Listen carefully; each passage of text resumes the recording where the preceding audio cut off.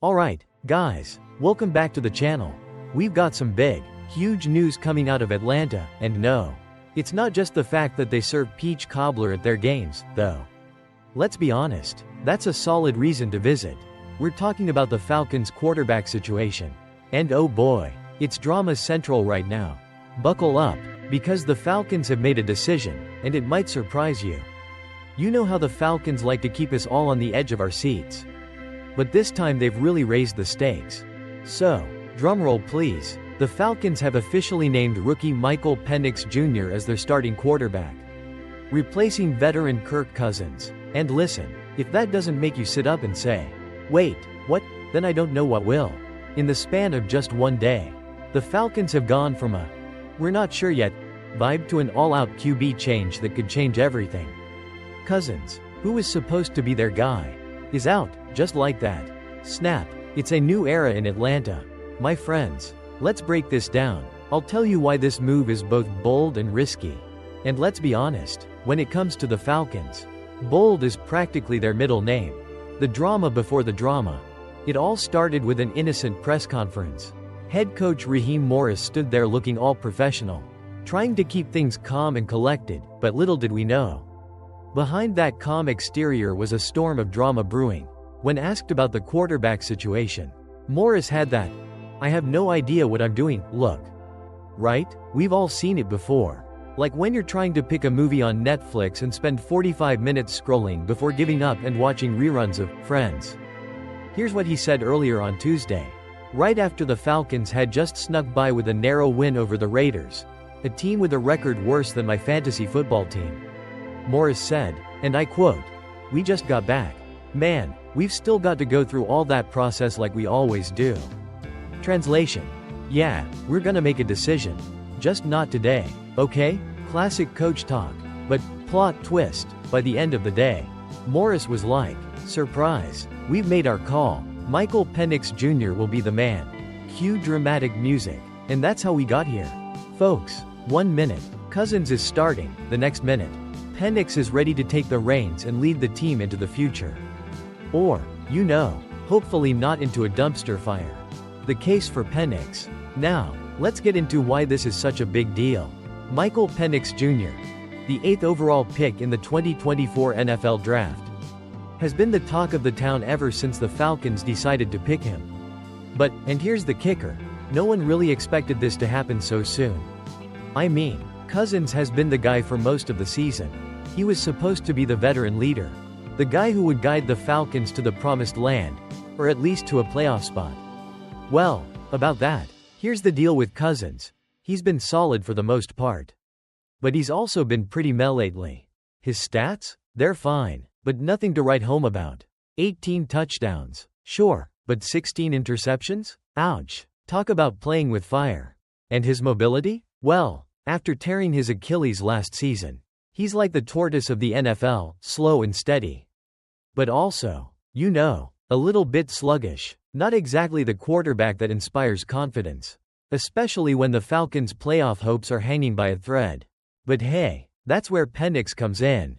The rookie has the tools. He has the arm, the accuracy, and, most importantly, the mobility. Remember how he led one of the most explosive offenses in college football at Washington? That's the kind of magic the Falcons are hoping he'll bring to the NFL. He's got the potential to be the future of the franchise. But can he handle the pressure? That's the million-dollar question. Kirk's bumpy ride. Now, don't get me wrong, Kirk Cousins had his moments. I mean, who could forget that thrilling 15-9 win against the Raiders, where the offense looked like it was stuck in first gear the entire game? Yikes. The Falcons barely escaped with a win against a team that's been a literal dumpster fire all season long. 1 touchdown. That's it. Against the Raiders. You gotta wonder if Cousins' arm is just a little too stiff for the NFL game anymore. His accuracy was off. His mobility was non-existent. And when the Falcons need a miracle to make the playoffs, well, that's not really the kind of quarterback you want under center. So yeah, we're all sitting here thinking, okay, let's give Penix a shot. After all, he can't do much worse than a guy who's been throwing interceptions like it's his side hustle. Penix is young, he's hungry, and most importantly, he's healthy. If he can come in and inject some life into this offense, then maybe, just maybe, the Falcons have a shot at making the playoffs. The playoff push. Speaking of the playoffs, let's talk about that. The Falcons are sitting at 7-7, and they're in prime position to make a playoff push if, and only if, things start clicking. They've got a good defense. They've got a solid running game, but they need a quarterback who can move the chains, score touchdowns, and most importantly, not throw the game away. Penix's first game as the starter will be against the 2-12 New York Giants. If he can't beat them, well, then we might have a problem. But the real challenge comes after that. The Falcons will face the Commanders and Panthers in the final stretch of the season. And while neither of those teams are world beaters, they've still got some fight in them. Penix will need to show he's got the chops to go toe-to-toe with NFL defenses. But hey, at least he's got nothing to lose, right? What's next for Cousins? So what happens to Kirk Cousins now? Well, that's still up in the air. I mean, we don't know if he's going to be the backup or if he's going to sit on the sidelines and try to rehab his mobility issues. But one thing's for sure, this is Penix's show now. Cousins might not be totally out of the picture, but unless something dramatic happens, Penix is going to take the Falcons into the future. This is a make-or-break moment for the rookie. He's got the talent, but can he handle the NFL spotlight? We'll see soon enough. But one thing is for sure, Atlanta fans are going to be holding their breath for the next few weeks, hoping that Penix can lead them to the promised land, or at least into the playoffs. Alright, folks, that's all for today. I'm pretty excited to see how this plays out. Michael Penix Jr., starting QB of the Atlanta Falcons. Can he save the season? Can he lead them to the playoffs? Only time will tell. But if you're a Falcons fan, you've got to be hoping for a miracle here. If you enjoyed the video, make sure to hit that like button, subscribe to the channel, and share it with your friends, because you know they'll want to hear about this wild QB change. See you next time, and as always, keep your helmets on and your expectations low, because you know how the Falcons like to keep us guessing. What's up, football fam? Welcome back to the channel, where we dive into the gridiron drama, touchdown-worthy stories, and everything you didn't know you needed to know about football. If you're new around here, hit that subscribe button, smash the like button, because who doesn't like a good hit? And share this with your crew. Trust me, you won't want to miss what we've got today. It's going to be epic. Filled with some juicy NFL drama.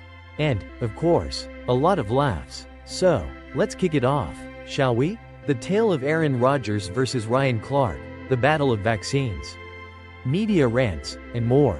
Alright, grab your popcorn because this is going to be a roller coaster ride through the latest beef in the NFL. In one corner, we have Aaron Rodgers, quarterback of the New York Jets, and in the other corner, ESPN's NFL analyst and former player, Ryan Clark. What started as a discussion on sports media quickly turned into a must-watch drama. And trust me, it's not your average Monday morning sports chatter. Let's backtrack for a second. The New York Jets broke a 4-game losing streak this past Sunday with a 32-25 win over the Jacksonville Jaguars. And who else but Aaron Rodgers? Fresh off his MVP caliber performance. To put on a show, Rodgers threw for 289 yards, tossed 3 touchdowns, and didn't throw a single interception. Yup, that's what we call a masterclass. But what really had everyone talking was Rodgers' appearance on the Pat McAfee show the Tuesday after the win. This wasn't just another post-game interview. This was Rodgers giving us a glimpse into the way he sees the sports media world. Spoiler alert, he's not exactly impressed. Rodgers' rant, the media, the vaccine, and the captivity of sports pundits. Now, Aaron Rodgers is no stranger to stirring the pot. But on this day, he really went off. During his appearance on the show, he called out the current state of sports media, and let me tell you, he did not hold back. He made it clear that many media personalities now act like they're the celebrities and not the players. You know, the ones actually doing the crazy stuff on the field. I've been around long enough to see the change, Rodgers said. Some of the opinions these pundits have are just asinine, and to make matters worse, they're getting paid to say them. They act like they're the stars of the show. Ouch. He wasn't wrong, though. Some of these pundits really do have bigger personalities than the athletes they talk about. Just ask Skip Bayless or Stephen A. Smith, right? But hold up, that was just the warm-up. Rodgers went on to really drop the mic. He shared his quick PSA reminder for anyone in the media who dares to criticize him. And no, it wasn't just another "don't hate on me" speech. It was an educational moment for all of us. Here's the kicker. Rodgers demanded that anyone who talks about him, or anyone else, for that matter, should first disclose their vaccination status. Why? Because, according to him, that's the key to understanding where their opinions are really coming from. Say whatever the hell you want about me. But just before you do it, Rodgers said, state your vaccination status. That way, we know what side of the fence you're on and we can take your opinions with the right context. Rodgers' vaccination rant, the captured media theory. Now, that was a twist. You've got to admit, Rodgers really knows how to turn a simple media rant into a Hollywood-level performance. He wasn't just taking shots at pundits, he was going full conspiracy theory with it. He went on to say that some members of the media are captured by the multi-million-dollar propaganda skyhawk, and that their vaccination status is a key factor in understanding their real motivations. Just get it out there. Rodgers continued, let us know you're fully vaccinated with Moderna and 3 boosters so we can understand where you're coming from. That way, when you talk about me, we'll all know, okay, cool, you're all in on the vaccine narrative. And now we can just chalk it up to that. Yeah, the man did not pull punches. And what really got the crowd laughing, and a little bit cringing, was when Rodgers suggested that media personalities who were so vocal about vaccination during the pandemic should now add their vaccination status right under their names on air. Forget about putting NFL analyst or Super Bowl champion. Let's get that vaccination status out there for all to see. Rodgers even cheekily referenced Ryan Clark's gold lapel pin that had his initials, RC, on it during his appearance on First Take. Put your vaccination status on there too. Rodgers joked. He wasn't kidding either. He seriously suggested that pundits be upfront about everything, including their vaccine status, when commenting on sports. Ryan Clark fires back, lapel pins, vaccines, and hypocrisy. It didn't take long for Ryan Clark to hit back on social media. He wasted no time taking to X, formerly Twitter, to clarify his thoughts and let Rodgers know where he stood. Man, I wish at Pat McAfee show would have let him keep going. It just got good. Clark tweeted, he had to admit,